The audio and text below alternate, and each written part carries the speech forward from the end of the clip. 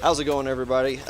Welcome back to another Toxikk patch update video. Today I'll be bringing you a short video about the second patch for Toxikk. This is still build V0.73. Nothing has changed too drastically other than a couple bug fixes and some settings changes and that sort of thing that the community has asked for, and Reactor, as always, has delivered pretty damn quickly. So like I said, this video is only going to try to keep it under 10 minutes if at all possible.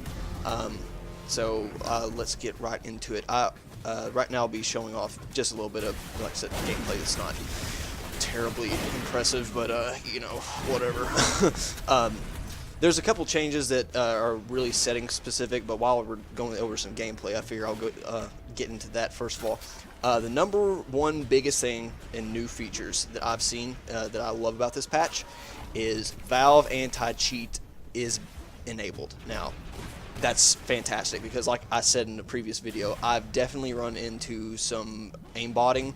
Not a lot, and not enough to where I could even complain about it a lot, but that's just a good, it's a good thing. I mean, any shooter, I think, should have it, especially, you know, there's so much aimbot software out there. It's kind of disheartening, so that's good. Second thing, gameplay change-wise, the Bullcraft, since I'm using it, it reminded me of it. The alternate fire has been decreased quite a bit from 288 to 216 damage if all 12 pellets hit. A lot of the times they don't, but that means that if someone has full max health and full armor, you will only be able to do 2/3 of that damage roughly. It's still absolutely devastating, and I think it's, especially considering how small this map is, it's still probably my favorite gun to use. I mean, as you can see, you could mop up people with it if you're on target. So I'm not complaining about the nerf. I think for alternate fire, yeah, it's probably good, especially for this map. So good job on that. The weapon time switch has been decreased. I can't remember which one it is, but I have this gameplay clip and then another one after I go into the settings and the menus. I can't remember which is which. If this one's pre-patch or post-patch. One of them's the other way around. But if you look closely, definitely on one of them, the weapon switch time has been decreased, which is good for an arena shooter especially. So apparently it's about 20% faster, which isn't a huge increase, but it does. You can tell the difference playing. So that's good. Final change is the mouse settings have been improved. Apparently, you can tweak them more sensitively, and I'll show you that in the options. So that's always good. And then there's some other things that I'll show you in the options, and I gotta finagle around here because I suck at navigating the video. Okay, but the resolution's back. Used to it would say 0 after the first patch. I don't know how that screwed up, but you had to go in the INI file to change it back. Now luckily you can do it on the fly again, so that's good. I don't know how they fucked that up, but they did. Sensitivities, you can see the increments are a lot smaller, down to 0.5. Only bad thing, this patch put my acceleration back on for the first match, and I thought it felt weird, so I had to turn that off manually. So watch out for that. I don't know who would want to play acceleration on a mouse, but here I just show that they don't add anything else. Achievements are the same, get to level 16. So that's pretty much that on the housekeeping type of stuff. They did do a couple other bug fixes, like a black screen of death fix that some people running into. I didn't run into that. Like I said, resolution's back.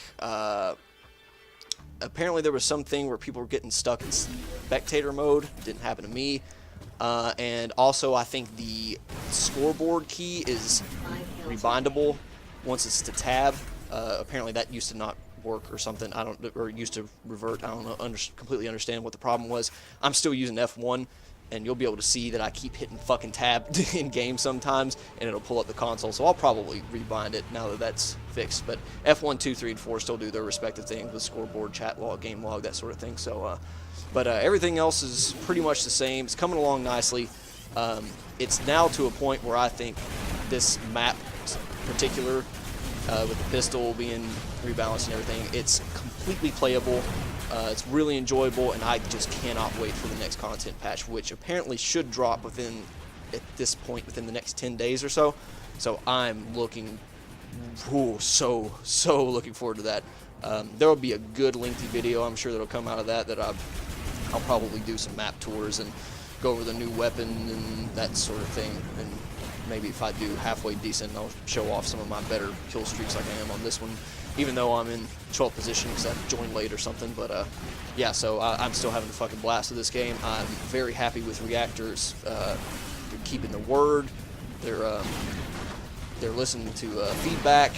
They're rolling out fixes left and right. And you know, I don't know how big the studio is, but it doesn't sound big, and they're on top of it. So I want to be playing this game non-stop, 24/7. I've limited myself. I've probably only put like maybe around 7 hours into it at this point.